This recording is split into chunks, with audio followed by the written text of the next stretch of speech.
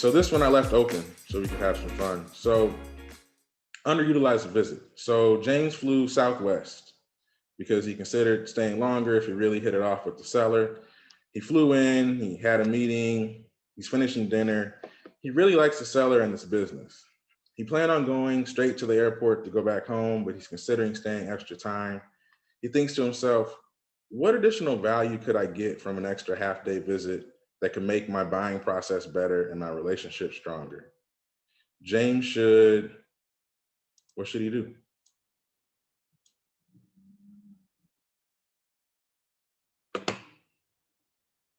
Trying to get my chat back.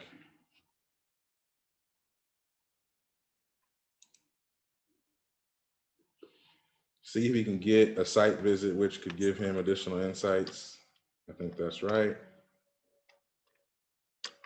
Leave on a high note. Hey, nothing wrong with that, Orlando. Meet clients, partners if the owner doesn't have time.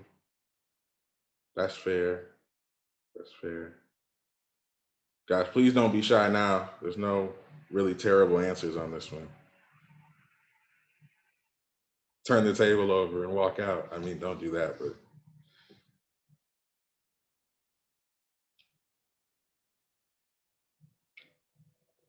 I like the idea of meeting with people who know the business.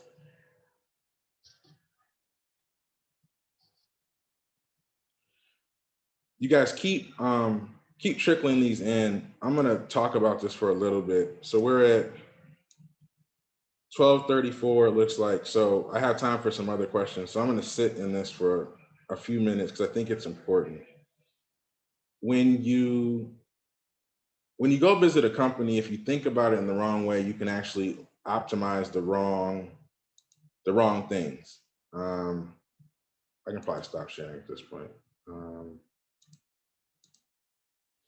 So if you're trying to figure out how to get from Atlanta to Memphis to only stay for an afternoon, do dinner, and then get back to Atlanta so you can sleep in your own bed that night on a $5 million transaction that's 20 times bigger than anything you've ever done, that's going to tie up your life for the next 8 years, that's on the beginning end of 90 days of very painful due diligence for the seller, you're thinking about this all wrong.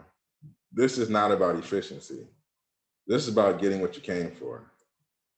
And getting what you came for has many different elements.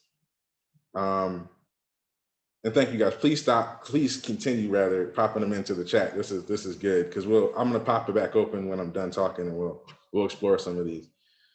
This isn't about efficiency. So if you think about what success looks like, success is you putting up a personal guarantee, your house, your car, probably your family, your mental sanctity for a business that this is probably the first time you're going to see it, and a seller who, if the seller's lying to you, you will be in financial ruin.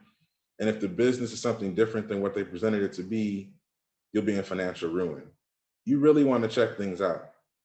So site visits, you've already cut the check to go visit. Make the most of it. So Ankit talked about meeting locals that know the business. That's smart. That's diligence, right?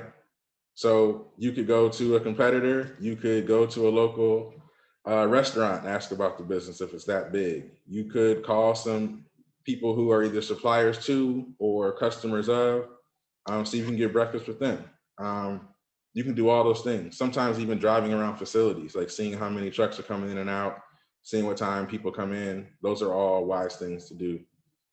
Additionally, site visits, you should absolutely do one if you can. Sometimes the seller has not told their staff that they're selling, so it can be tough to get in during business hours. That's another reason to not be in a rush to get home, because now after dinner, nobody's there probably. So now would be a great time to go do a site visit. The other thing I found over my experience doing this is success is like in 90 days, you show up with a Brinks truck with a bunch of money, right? But now you're at a letter of intent, you've known the person a week or two, mainly through email, maybe a Zoom.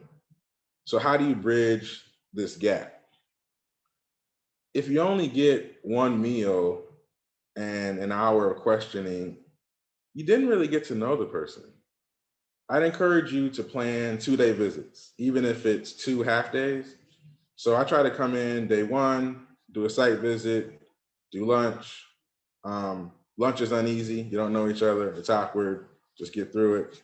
Um, Let them tell you about their business the afternoon in whatever terms that they want to. I'd encourage that. Go to dinner. During the day, be talking about, do you want to invite your significant other to dinner?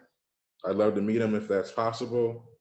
There's a lot to be said about, that's the other person in the investment committee that you might have forgot about, their partner. So they have a no vote on you. So you probably want to get to know them. It also is going to set you off as being markedly different than most other people that don't recognize that. Stay the night, do breakfast in the morning. The seller is absolutely going to be talking to their significant other about how the day went. Somebody is showing up saying they're going to bring $5 million. They're definitely talking about it. So you get in the morning, and now all the stuff that the seller didn't see, but their significant other did, whatever ideas came up while that person was sleeping, that thing that they thought about telling you yesterday, but they didn't know you well enough, maybe you get it on the second day. So now you do breakfast, you're relaxed, and then I've either gone back for a second site visit or parted ways, and maybe I drove around a couple of times to kind of see what's going on. But I think if you underutilize the visit, not only do you underutilize your positioning in the transaction, but I think it's poor for negotiating. So the first time that something goes sideways in diligence, wouldn't you like to be able to talk about the lunch, the dinner, the breakfast, the feeling, the smiles, the jokes, the conversation, that weird waitress that was doing that weird thing, whatever it is, human stuff that might bring somebody back to a reasonable transaction. If it feels like wham, bam, thank you, ma'am, I think you're going to get wham, bam, thank you, ma'am activity in your due diligence process. And once again, you're sunk cost in for an airline flight back and forth. So the incremental $100 for a hotel room and another meal or two in comparison is pretty low.